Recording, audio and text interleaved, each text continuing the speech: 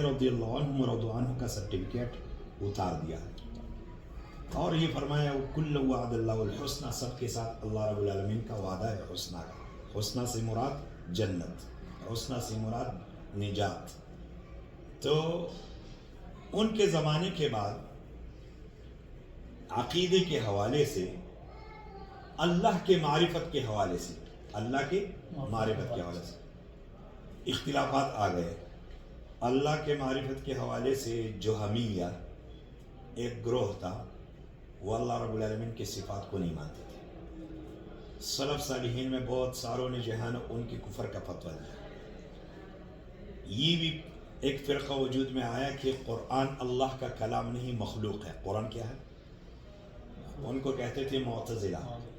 फिर बाद में जो है ना अहलुस्सुन्ना वल जमाआ के दरमियान अशाइरा मातुरिदिया ये लोग भी आ गए। अशाइरा मातुरिदिया अल्लाह रब्बुल आलमीन के लिए 8 सिफ़ात मानते थे, बाकी का तावील करते थे। तावील के मानी उसके मानी को चेंज करते थे, मानी को चेंज करते थे। जैसे तबारकल्लज़ी बियदिहिल मुल्क, बरकत वाली है वो ज़ात जिसके हाथ में बादशाही है। लेकिन ये लोग हाथ से मुराद कब्ज़ा और कुदरत लेते थे। ये एक बातिल ग्रोह है। तो ये अहलुस्सुन्ना के करीब है कुछ ना कुछ। तो ये जो मज़ाहिब है, वालेकुम अस्सलाम व रहमतुल्लाह, अमर अलैकुम सलाम बाद में। وين الشيخ؟ الشيخ وين؟ مكة؟ शेख रहमत का नाम।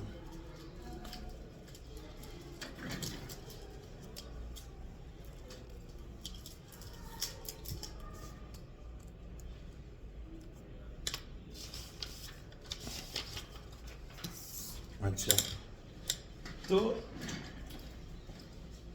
जो लोग सहाबा किराम के रास्ते को छोड़े दूसरे रास्ते पर जाए, तो कुरान में अल्लाह रब्बुल आलमीन ने वाज़ेह तौर पर यह बात इरशाद फरमाई है। और वो मैं आयत पढ़ता हूँ आप भाइयों के सामने, लेकिन कुरान खोलता हूँ तो ठीक है इस तरह की। ये सूरतुन निसा, ठीक है इंशाअल्लाह। सूरतुन निसा में अल्लाह रब्बुल आलमीन ने फरमाया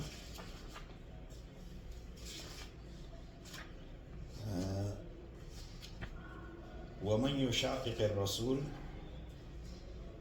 ये है वमन युशाक़िक़िर रसूल, जो मुखालिफत करे रसूलुल्लाह सल्लल्लाहु अलैहि वसल्लम मिन बाद मा तबय्यन लहुल हुदा, उसके बाद कि उसके लिए हिदायत वाज़ेह हो गई। तो ये बात जन्नत जहन्नम जाने के लिए काफ़ी है कि रसूलुल्लाह की मुखालिफत करे और वहाँ हिदायत उसके पास आ गई हो, हिदायत उसको मालूम हो गई हो। लेकिन अल्लाह रब्बुल आलमीन ने इसके बाद वाली जुमले में सहाबा किराम को बतौर सैंपल, इस्लाम का नमूना, इस्लाम का सैंपल अल्लाह ने पेश किया। तो फरमाया वयत्तबि गैर सबीलिल मुअमिनीन, और सहाबा किराम के रास्ते को छोड़कर दूसरे रास्ते पर जाए। नुवल्लिहि मा तवल्ला, हम उनको उधरी छोड़ देंगे जिधर उसका मुंह है, जिधर की तरफ वो जा रहा है, और आखिरकार हम उसको जहन्नम भेजेंगे। ये अल्लाह रब्बुल आलमीन ने वाज़ेह तौर पर सहाबा किराम की जमात के बारे में बात इरशाद फरमाई।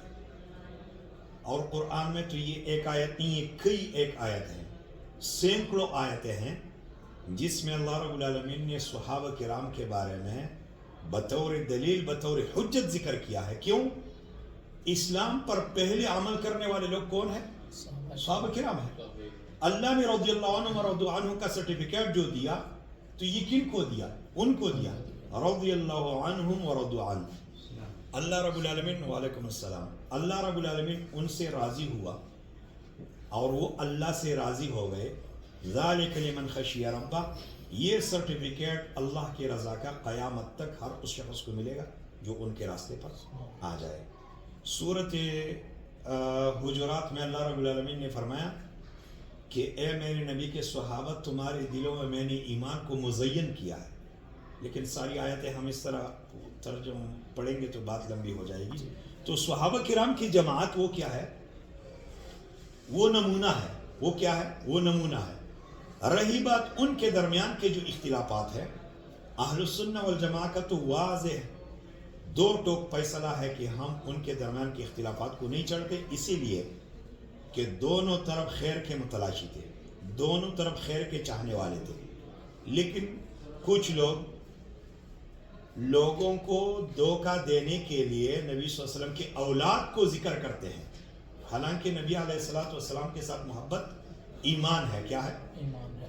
اور آپ علیہ الصلوۃ والسلام کے اولاد کے ساتھ محبت بھی ایمان ہے، ٹھیک ہے. اور نبی علیہ السلام نے ہر ایک کے بارے میں الگ الگ فضیلت بھی سنائی ہے. لیکن ہمارا سوال یہ ہے کہ کیا اللہ رب العالمین کو ہر محبت قبول ہے؟ نہیں. کرسچنوں کی محبت عیسیٰ ابن مریم کے ساتھ ہے کہ نہیں ہے؟ قرآن نے اس محبت کو رد کیا ہے یا قبول کیا ہے؟ رد کیا ہے. تو اسی طریقے سے ان کی محبت کی بات بھی بے عینی اس طرح ہے، کیونکہ نبی علیہ الصلوۃ والسلام نے غلو سے منع کیا ہے. کس سے؟ محبت میں حد سے گزر جانے سے اللہ کے رسول نے منع کیا، قرآن نے بھی منع کیا ہے. آیتیں بہت زیادہ ہیں، ابھی وہ پڑھیں گے تو بات لمبی ہو جائے گی. تو صحابہ کرام اسلام کے لیے جو ہے نا وہ ہمارے لیے نمونہ ہے، معیار ہے. ہر صحابی معیار ایمان ہے، ہر صحابی معیار ایمان ہے. اور پھر یہ بات ہے کہ صحابہ کرام کے درمیان کے جو اختلافات ہیں، جس طرح میں نے کہا سب سے اللہ راضی ہو گیا ہے. ایک صحابی ہے جس نے ایک رائے پر جو ہے نا اپنی زندگی گزاری، ٹھیک ہے، اور وہ رائے ہمیں کتاب و سنت کے مخالف جو ہے نا معلوم ہو گئی، تو ہم ان کے رائے کو نہیں لیں گے، لیکن ان کو معیار ایمان قرار دیں گے، کیونکہ قرآن نے ان کو معیار ایمان قرار دیا ہے. دیکھیے یہودیوں کی دعوت کو اللہ نے ذکر کیا ہے. کن کی دعوت کو؟ یہودیوں کی دعوت کو اللہ نے ذکر کیا. دیکھیے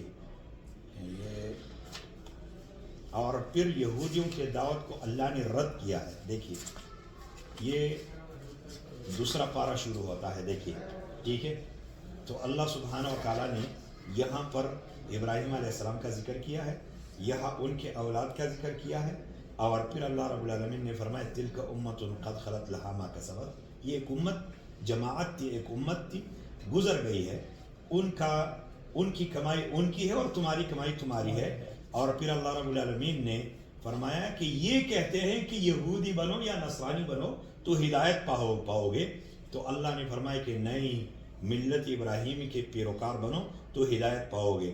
اور پھر اللہ رب العالمین نے نبی کے صحابہ کو بطور معیار ایمان قرار دیا. فَإِنْ آمَنُوا، اگر انہوں نے ایمان لایا، بِمِثْلِ مَا آمَنْتُمْ بِهِ، اس طرح اے میرے نبی کے صحابہ جس طرح تم لوگوں نے لایا ہے ایمان، فَقَدْ اهْتَدَوْا، تو یقیناً یہ ہدایت پائیں گے. وَإِن تَوَلَّوْا، اور اگر تمہارے معیار ایمان سے انہوں نے منہ پھیر دیا، فَهُمْ فِي شِقَاقٍ فَإِنَّمَا هُمْ فِي شِقَاقٍ، تو یہ مخالفت میں ہے اور یہ نافرمانی میں ہے، اور اللہ رب العالمین تمہارے لیے کافی ہو جائے گا ان سے، ٹھیک ہے. تو یہ قرآنی ایک آیت نہیں، یہ کئی ایک آیت ہے. جس طرح میں نے کہا سورۃ حجرات کے بارے میں، وہاں پر اللہ سبحانہ و تعالیٰ نے صحابہ کرام کا ایسا عجیب تذکرہ کیا ہے. سورۃ حجرات میں یہ ہے سورۃ الفتح، یہ سورۃ حجرات، ٹھیک ہے. ایک خاص واقعے کے بارے میں یہ سورت اتری تھی. نبی علیہ الصلوۃ والسلام کے پاس ایک نیا مسلم آیا اور اس نے نبی صلی اللہ علیہ وسلم کو نام سے پکارا، یا محمد اخرج. تو اللہ رب العالمین نے اس طرح منع کیا تھا، یا رسول اللہ کہنے کا حکم تھا، لیکن وہ نیا مسلمان تھا. تو اللہ رب العالمین نے فرمایا اللہ بخشنے والا ہے، مہربان ہے. اقرا بن حابس ان کا نام تھا. پھر اللہ سبحانہ و تعالیٰ نے اس صورت میں وہ قواعد بیان کیے ہیں اسلام، یعنی اسلامی زندگی گزارنے کے لیے یہ صورت سیکھنی بہت ضروری ہے. کون سی صورت؟ سورۃ حجرات. اللہ رب العالمین نے پھر نبی صلی اللہ علیہ وسلم کے صحابہ کرام کے بارے میں فرمایا وَاعْلَمُوا أَنَّ فِيكُمْ رَسُولَ اللَّهِ لَوْ يُطِيعُكُمْ فِي كَثِيرٍ مِّنَ الْأَمْرِ لَعَنِتُّمْ. اگر یہ تمہارے اندر اللہ کے رسول صلی اللہ علیہ وسلم موجود ہے، اگر تم لوگ رسول اللہ کی اطاعت کو چھوڑ کر رسول اللہ تمہاری اطاعت کرنے لگے تو تم بڑی مشقت میں پڑ جاؤ گے. اور پھر فرمایا وَلَكِنَّ اللَّهَ حَبَّبَ إِلَيْكُمُ الْإِيمَانَ، لیکن بات یہ ہے کہ اے میرے نبی کے صحابہ، اللہ نے تمہارے لیے ایمان کو محبوب بنا کر جو ہے نا تمہارے دلوں میں مزین کیا ہے. وَزَيَّنَهُ فِي قُلُوبِكُمْ وَكَرَّهَ إِلَيْكُمُ الْكُفْرَ وَالْفُسُوقَ وَالْعِصْيَانَ، اور اللہ رب العالمین نے تمہارے دلوں میں کفر، فسق اور عصیان کی وہ نفرت رکھی ہے. اولئک هم الراشدون، یہی لوگ ہدایت والے ہیں. قرآنی آیت اس طرح کی ایک ہے. تو صحابہ کرام معیار ایمان ہے. ابھی ہم اصل بات کی طرف آ جائیں. وہ اتنی بات لمبی ہو گئی، لیکن اصل بات وہ یہ ہے کہ ہدایت والے کون ہیں اور بغیر ہدایت کے کون ہیں.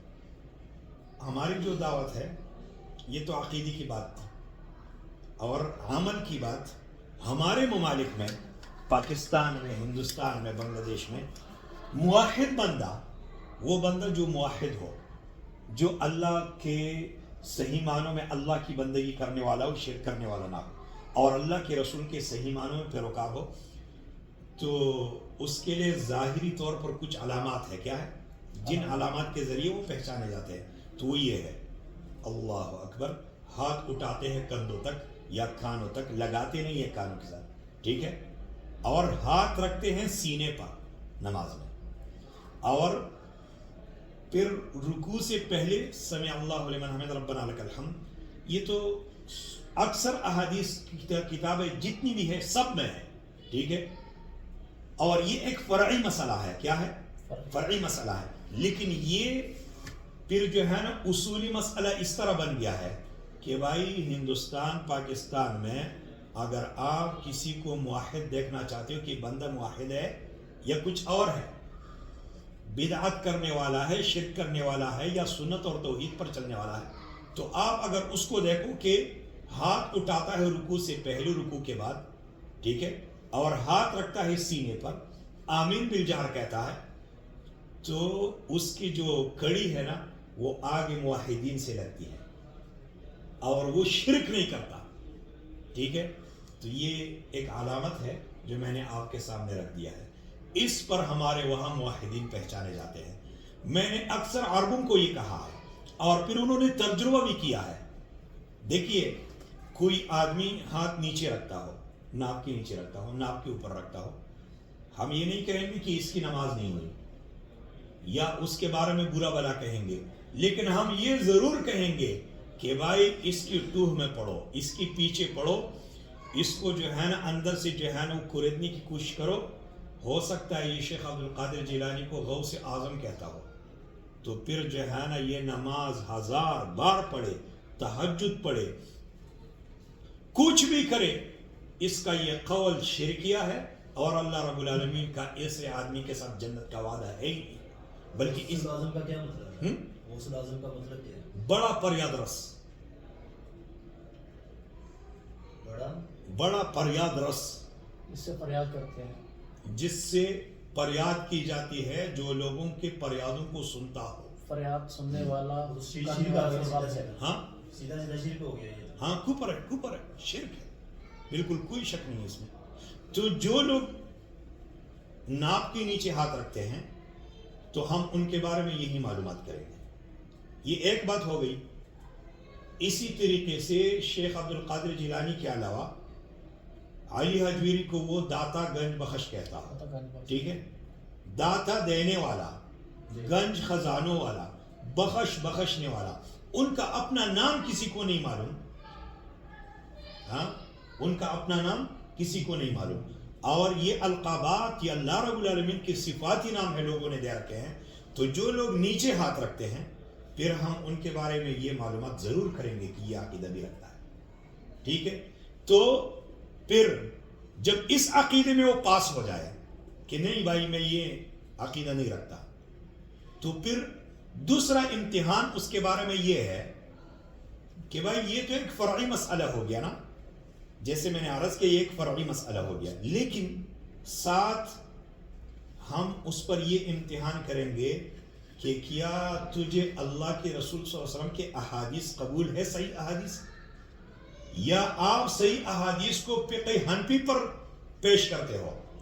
یعنی فقہ حنفی میں جن احادیث پر عمل ہے ان احادیث پر یہ عمل کرتا ہے، اگرچہ وہ احادیث بخاری اور مسلم میں کیوں نہ ہو، لیکن جب وہ فقہ حنفی کے نیچے معمول بہا نہ ہو تو یہ اس پر عمل نہیں کرتا. ہم پوچھتے ہیں کیوں بھائی؟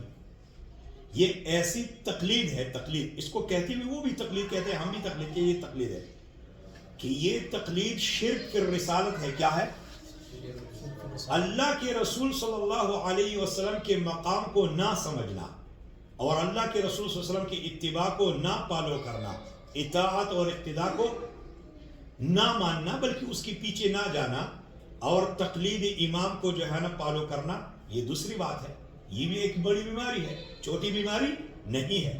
قرآن میں جا بجا اللہ رب العالمین نے اطیعوا اللہ واطیعوا الرسول من یطع اللہ ورسولہ من یؤمن باللہ ورسولہ من یحادد اللہ ورسولہ آمن باللہ ورسولہ استجیب للہ والرسول. بلکہ یہ سورۃ حجرات کی ابتدائی آیت ہے. یہ ہم نے تو وہ نہیں پڑھے، لیکن سورۃ حجرات کی ابتدائی آیت ہے. یہ کن کے بارے میں اتری ہے؟ یہ بہت واضح مسئلہ ہے.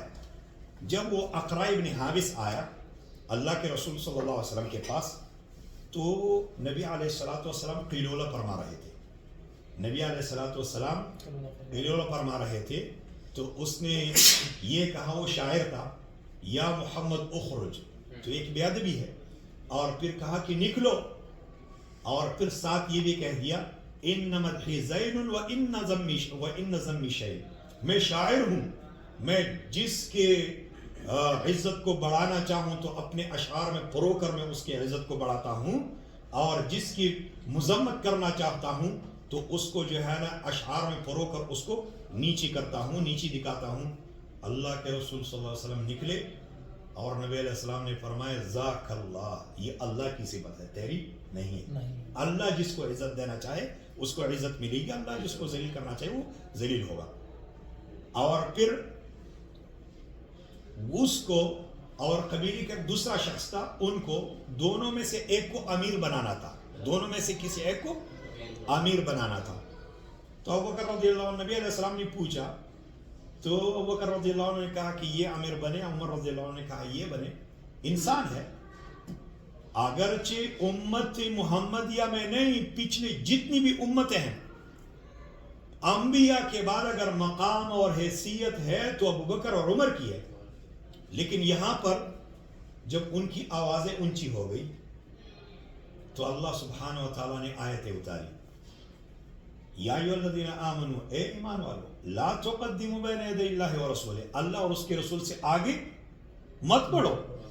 واتقوا اللہ، ڈرو اللہ سے، ان اللہ سمیع علیم، یقیناً اللہ جانتا ہے، سنتا ہے اور جانتا ہے. تمہاری باتوں کو اللہ سنتا ہے اور تمہارے دلوں کو اللہ جانتا ہے. یا ایھا الذین آمنوا لا ترفعوا اصواتکم فوق صوت النبی، اے ایمان والو اپنے آوازوں کو نبی کے آواز پر اونچی نہ کرو.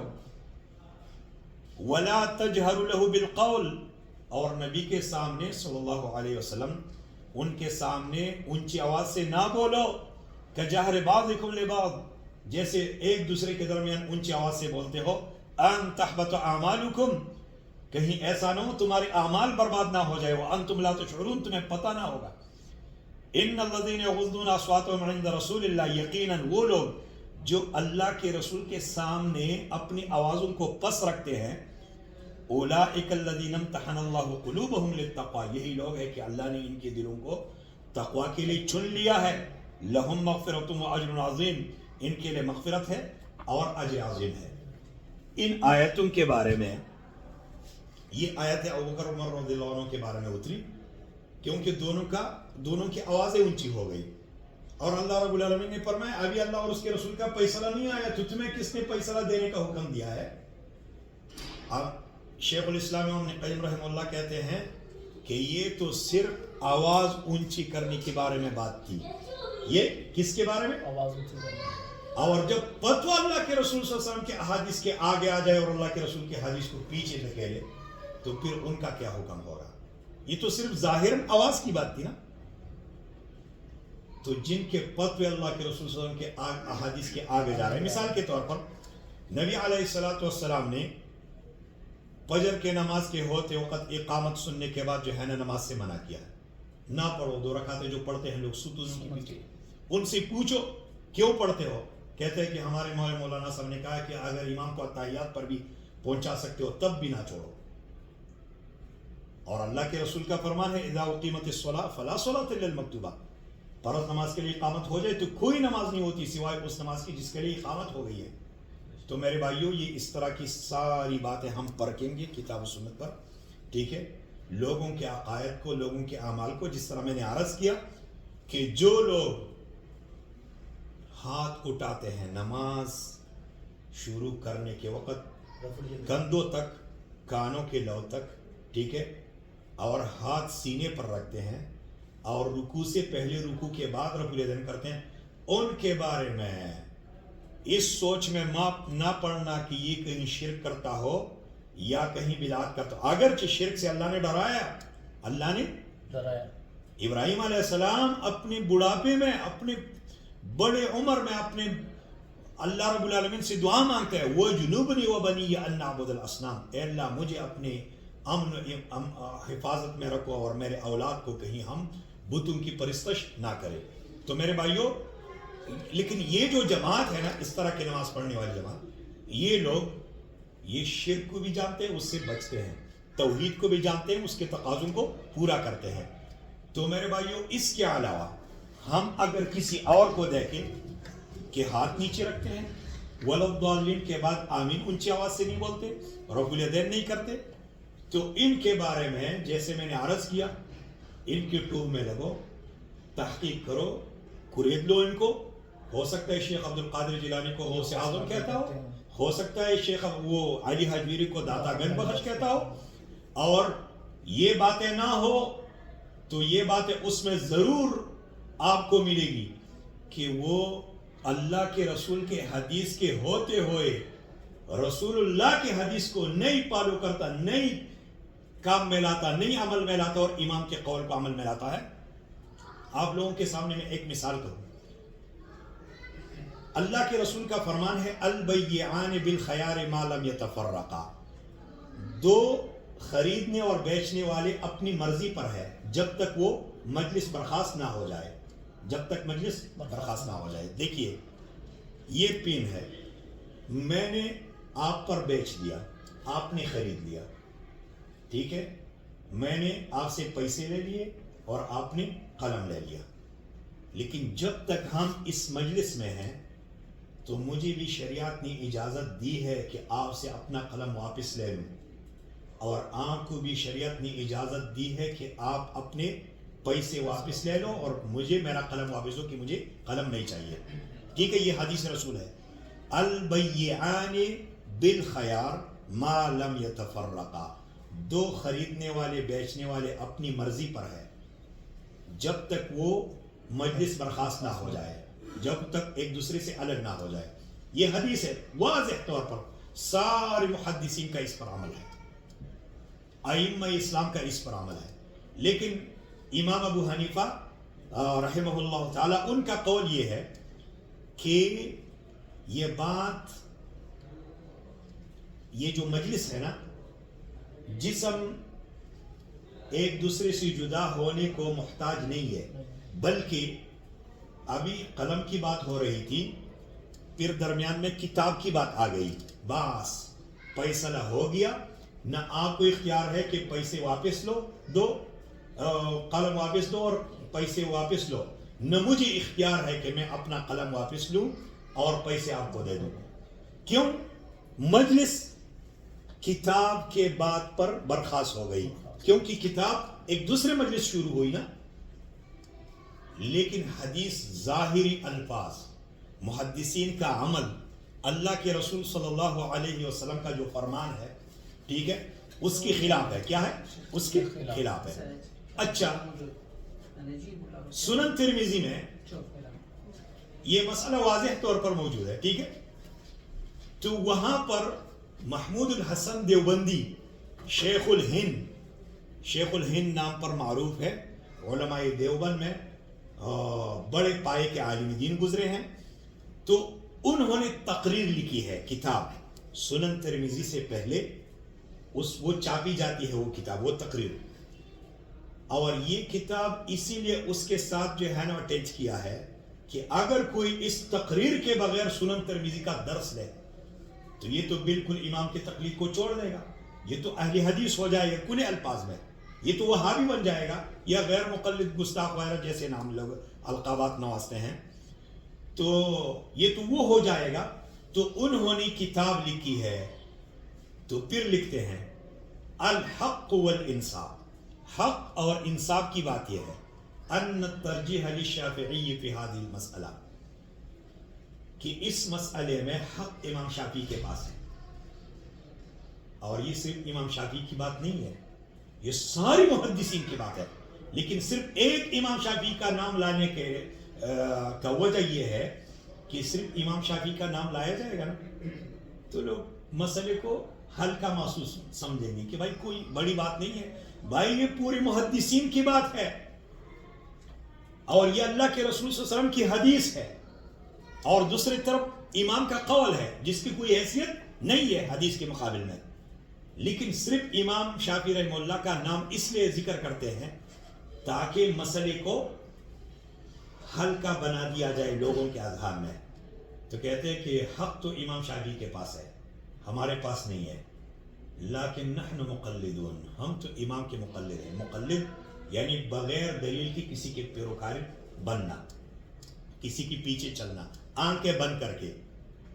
یجب علینا تقلید امام ابی حنیفہ، یجب علینا تقلید امام ابی حنیفہ، ہم پر ہمارے امام کی تقلید واجب ہے، ہم پر ہمارے امام کی حدیث اس طرف ہے امام شافعی کے پاس، لیکن ہم اس کو نہیں مان سکتے اس لیے کہ ہم مقلد ہیں. تو یہ محمود الحسن دیوبندی اپنے آپ کو پیش کرتا ہے لوگوں کے سامنے کہ لوگوں میں کوئی چھوٹا آدمی نہیں ہوں، زندگی بھر میں نے حدیثوں کی کتابیں پڑھائی ہے. جب میں ایسا کرتا ہوں تو تم تو ابھی چھوٹے طالب العلم ہو، ابھی فارغ ہونے والے ہو، تم کیسے حدیث کو فالو کر سکتے ہو؟ تو میرے بھائی جب آپ کسی کو اس طرح دیکھو نا کہ ہاتھوں کو کانوں کے ساتھ لگاتے ہیں اور ہاتھوں کو ناک کے نیچے رکھتے ہیں، یہ ہمارے ہندوستان پاکستان میں یہ علامت ہے، تو پھر اس کے ٹوہ میں لگو کہ ہو سکتا ہے اس کے عقیدے میں بھی یہ باتیں ہیں، اس کے عقیدے میں یہ خرافات ہو اور یہ اپنی امام کو بالکل پیغمبر بنا کر اس کے پیچھے چلتے ہو. اور یہ تو میں نے ایک قول آپ کے سامنے رکھ دیا ہے، ہزاروں اقوال ہے. بلکہ اگر ہم ہندوستان کے علماء کو مانتے ہیں مثال کے طور پر تو سب سے بڑا عالم دین وہ شاہ ولی اللہ ہے. کون ہے؟ جن کو حجت الہند لوگ کہتے ہیں، حجت الہند. وہ کہتے ہیں جب اللہ کے رسول صلی اللہ علیہ وسلم کی ظاہری حدیث ہمارے سامنے آ جائے، ہم حدیث کو چھوڑے واتبعنا ذلك التخمین، اور ہم اٹکل پچو کے پیچھے پڑے، فمن اظلم منا، ہم سے بڑھ کر کون ظالم ہوگا، وما عذرنا یوم القیامہ یوم یقوم الناس لرب العالمین، قیامت کے دن ہمارا کیا عذر ہوگا جب لوگ اللہ کے رب سامنے پیش ہوں گے. کیوں؟ فرض اللہ علینا اطاعتہ، ہم پر تو اللہ رب العالمین نے اپنے نبی کی اطاعت کو فرض کیا ہے. تو بھائی یہ محمود الحسن دیوبندی شاہ ولی اللہ کے پیروں کے خاک کے برابر بھی نہیں ہے. ان کے بات کو چھوڑو اور شاہ ولی اللہ کی بات کو لے لو، کیونکہ وہ کہتے ہیں حدیث کو مانو، حالانکہ ان کے اقوال کی کوئی ضرورت نہیں ہے جب قرآن حدیث آ جائے. لیکن یہ علماء ہیں، بڑے علماء ہیں، تو ان کے باتوں کو ہم نے جو ہے نا بطور نصیحت پیش کیا ہے. تو یہ جو آپ نے حق اور باطل کے بارے میں پوچھا ہے، ہمارے ہندوستان پاکستان میں جو لوگ ہاتھ اٹھاتے ہیں کندھوں تک، ہاتھ سینے پر رکھتے ہیں، آمین بالجہر کہتے ہیں، تو یہ لوگ بالکل 100% اللہ کے رسول صلی اللہ علیہ وسلم کے متبعین ہے، پیروکار ہے. اس میں کوئی خفا نہیں، کوئی چھپی ہوئی بات اس میں نہیں ہے. بلکہ یہ ایک طرح امام ابو حنیفہ کو بھی ماننے والے ہیں. کس طرح؟ امام ابو حنیفہ کا قول ہے اذا صح الحدیث وہ مذہب، صحیح حدیث کو مانو، یہ میرا مذہب ہے، میرے پیچھے آ کر کیا پاؤ گے؟ رسول اللہ کے پیچھے چلو جنت پاؤ گے. اور دوسری بات، یہ لوگ اپنی امام کے عقیدے کو بھی نہیں مانتے. یہاں ہے میرے پاس کتاب، لیکن ابھی جو ہے نا وہ کتابوں کے اندر ہے اوپر، وہ چھوڑ دیتا ہوں ابھی اٹھانا. کتاب کا نام ہے المہند علی المفند. یہ خلیل احمد سہارنپوری نے احمد رضا خان بریلوی کا رد کیا ہے. آج سے 100 سال کچھ اوپر ہو گئے. کتاب عربی میں ہے، اس کا پھر ترجمہ بھی ہو چکا ہے. اس کی ابتدائی صفحے میں، ابتدائی صفحات میں وہ کہتا ہے اس سے پہلے لیعلم قبل ان نشرع فی الجواب، اس سے پہلے کہ میں جواب دینا شروع کروں जान लो कि हम अकीदे में नहीं, फुरूअ में, नमाज ऐसा पढ़ो, रोजे के अहकामात ऐसे मानो, हज के अहकामात ऐसे मानो, ज़कात को मानो, ऐसा इस तरीके से हम इन फुरूआत में इमाम को मानते हैं। और अकीदे में हम अबू मंसूर मातुरीदी को मानते हैं, अबुल हसन अशअरी को मानते हैं। आपने सुना है कि अबू मंसूर मातुरीदी कौन है, अबुल हसन अशअरी कौन है? सुना है किसी ने? नहीं। ये जो हमारे जितनी भी अइम्मा है मसाजिद में हमारी नमाजें पढ़ाने वाले, अल्लाह की कसम ये अपने इमाम को अकीदे में नहीं मानते। वल्लाहिल अज़ीम, इन्होंने 800 साल हो गए, कितने? 800 साल हो गए इन्होंने अपनी इमाम को छोड़ दिया है अकीदे में। 800 साल हो गए। क्यों? इमाम अबू हनीफा रहमतुल्लाह का अकीदा अल्लाह के अस्मा व सिफात के बारे में ये है कि अल्लाह अर्श पर है, जैसे उसके शान के लायक है, अल्लाह के लिए सिफात साबित है। और फिर ये कहते वला युकालु इन्न यदहु कुदरतुन, ये ना कहो कि यद से मुराद कुदरत है, क्योंकि इससे अल्लाह रब्बुल आलमीन की सिफत बातिल हो जाएगी, और ये तो मुअतज़िला और क़दरिया का कौल है। तो हम कहते हैं कि भाई हम तो अकीदे में भी आपके इमाम के साथ है, आप किन के साथ हो? तो भाई हक कुरान हदीस सहाबा किराम के मनहज के पीछे चलना, इसको कहते हैं अस्सलफिया, इसको कहते हैं अहलुस्सुन्ना वल जमाआ। और ये अहलुस्सुन्ना वल जमाआ के नाम पर लोग काबिज़ है, क्या है? काबिज़ है। तो क़यामत के दिन कब्ज़ा कोई फ़ायदा देने वाली बात होगी? हम अहलुल हदीस हैं, हकीकी मानों में अहलुस्सुन्ना है, हकीकी मानों में हम अहलुस्सुन्ना है। क्यों? ये इमाम इब्न कसीर रहमतुल्लाह की तफसीर है, तफसीर इब्न कसीर, इसमें सूरतुल अहक़ाफ़ में ये कौल में जिक्र करके बात ख़त्म करता हूँ। सूरतुल अहक़ाफ़ की एक आयत के नीचे वो कहते हैं अम्मा अहलुस्सुन्ना वल जमाआ, रही बात अहलुस्सुन्ना वल जमाआ की, फ़यक़ूलून फ़ी कुल्लि क़ौलिन व फ़िअलिन लम यस्बुत अन सहाबत रज़ियल्लाहु अन्हुम फ़हुव बिदअह। अहलुस्सुन्ना वल जमाआ वो लोग हैं जो अपने हर कौल फ़िअल में ये कहते हैं कि जो सहाबा से साबित नहीं वो बिदअत है। लिअन्नहु लौ कान खैरन लसबक़ूना इलैह, क्योंकि अगर ये काम, ये अक़ीदा खैर वाला होता तो हमसे पहले आगे बढ़े होते, सबक़त करते। लिअन्नहुम लम यत्रुकू खस्लतम मिन खिसालिल खैर इल्ला वक़द बादरू इलैहा, उन्होंने खैर और भलाई की कोई बात नहीं छोड़ी, कोई काम नहीं छोड़ा, उसके तरफ सबक़त कर गए हैं। तो अहलुस्सुन्ना वल जमाअत तो काम से पहचाने जाते हैं, नाम से नहीं।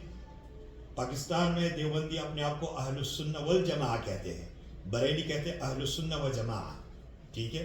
लेकिन दोनों के बारे में आप तहकीक कर लोगे तो आप पर यह बात खुल जाएगी कि अल्लाह के रसूल सल्लल्लाहु अलैहि, अब पहले तो अल्लाह के बारे में जो अकीदे की बात है, गौसे आज़म वगैरह, इसमें भी दोनों बराबर है। मेरे पास किताब है, इमदादुल मुश्ताक नाम की किताब है, इंशाअल्लाह मैं किसी और मौके पर आप आ जाओ तो मैं पेश कर दूंगा, उसके सफ़हात में आपको खोल के रख दूंगा। उसमें सैकड़ों मरतबा लिखा है शेख अब्दुल कादिर जिलानी के बारे में गौसे आज़म, बल्कि उनको इलाह लिखा है, अल्लाह की कसम इलाह।